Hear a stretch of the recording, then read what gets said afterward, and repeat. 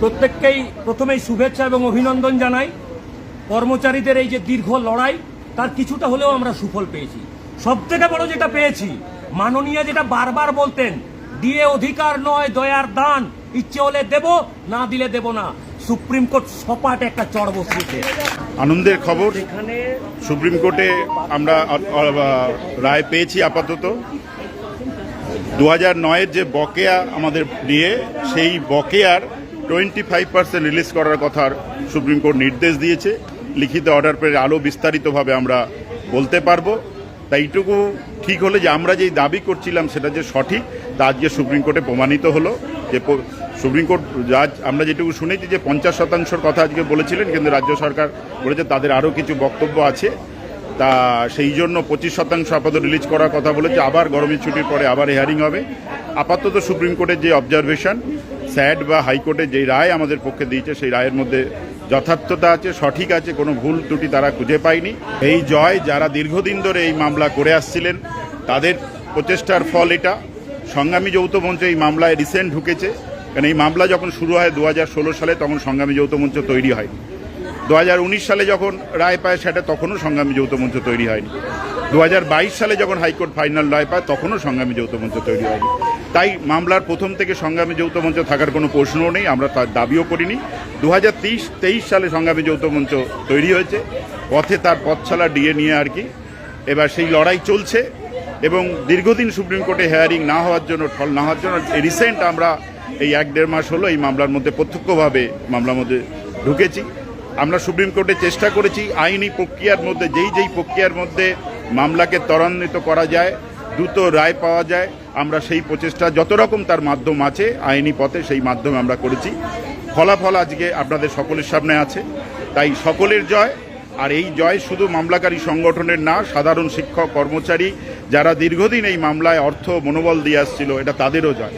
কেন বিভিন্ন সংগঠন বলে শুধু এটা আমাদের জয়, না, কোনো সংগঠনের ক্ষমতা হতো না যদি সাধারণ শিক্ষক কর্মচারী যদি এই মামলার মধ্যে সহযোগিতা না করতো। তাই এই জয় শিক্ষক কর্মচারী সকলের জয়। আপাতত যে সুপ্রিম কোর্ট 25%, তার মানে আমরা যেই দাবিটা করছিলাম শিক্ষক কর্মচারী, সেই দাবি যে সঠিক তা কিন্তু সুপ্রিম কোর্টের রায়ের মধ্যে প্রমাণিত হলো।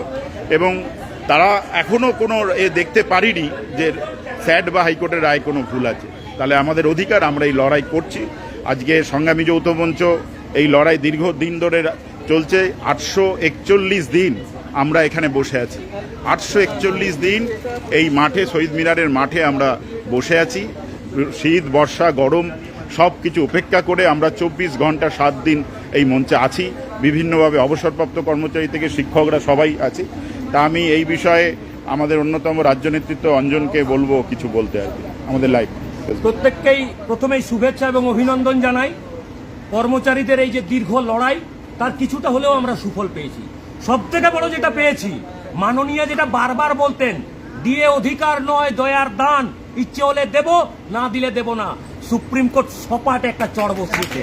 কারণ প্রমাণিত হয়েছে ডিএটা সরকারি কর্মচারীদের অধিকার, এটা প্রমাণিত। কত পার্সেন্ট এখন দিল সেটা আমাদের কাছে বড় কথা নয়, এই যেটা আমার অধিকার, প্রাপ্য অধিকার, সেটা আজকে প্রমাণিত হয়েছে। এই 25% হয়েছে, 100% 2009 রোপার সমস্ত বকেয়া ডিএটা আমরা আদায় করে ছাড়বো। যতক্ষণ না এই আদায় হচ্ছে, লড়াই জারি থাকবে। সাথে থাকুন, পাশে থাকুন, ভরসা রাখুন সংগ্রামী যৌথ মঞ্চ। আমাদের অন্যতম মঞ্চের কর্মী এবং আমাদের শিক্ষক নেতৃত্ব, আপনার কি মনে হচ্ছে বলুন। আমি এতে খুব খুশি, আমার পরিশ্রম সার্থক হয়েছে, সরকারের বিরোধিতা করাটাও সার্থক হয়েছে।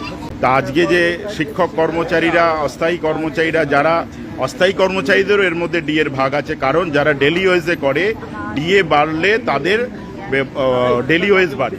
তাই যারা ডেলি ওয়েজে আছেন, পিএইচই থেকে শুরু করে বিভিন্ন অফিসে, তারাও কিন্তু বকেয়া পাবে। কারণ তাদেরও কিন্তু সেই সময় ডিএ না বাড়ার জন্য তারাও কিন্তু তাদের ডেলি ওয়েজটা বাড়েনি, তাদেরও পাওয়ার অধিকার। আর এই বৃদ্ধির পরে কিন্তু পরোক্ষভাবে যারা ডিএ পায় না, বিভিন্ন রাজ্যের অস্থায়ী কর্মচারীরা আছে রাজ্যের দ্বারা বেতনপ্রাপ্ত, তাদেরও কিন্তু বেতন বাড়ানোর একটা চাপ বৃদ্ধি হবে। সার্বিক যারা রাস্তা কারখানার চাকরি করে তাদেরও কিন্তু মালিকরা বাধ্য হবে কিন্তু এই ডিএ বৃদ্ধি করতে। কিন্তু একটা কথা মনে রাখবেন, 2009-এর ওপর এই লড়াই এখন যে আমরা যে বল ভাই, বিয়ের বল। জন্য এইটার কিন্তু কোর্ট রায় দেয়নি, এইটার জন্য কিন্তু আমরা Thank you, রাস্তায় thank বসে you. আছি। এইটাও আমরা নিয়ে যাবো, হ্যাঁ। আগে ওইটা নেব, তারপর এটা নেব। আপনারা আর্থিক সহযোগিতা সংগ্রামী যৌথ 2009 মঞ্চকে করুন। থেকে 2019 আপনারা আর্থিক সহযোগিতা না করলে আমরা এই মামলায় জিততে পারতাম না এতটা, আর আগামী দিনেও পারবো না। তাই আমাদের যে কিউআর কোড আছে সেই কিউআর কোডের মাধ্যমে সংগ্রামী যৌথ মঞ্চকে সহযোগিতা করুন। আমরা এই লড়াই ছিনিয়ে আনবো, এইটুকু বলতে পারি। নমস্কার, ভালো থাকবেন।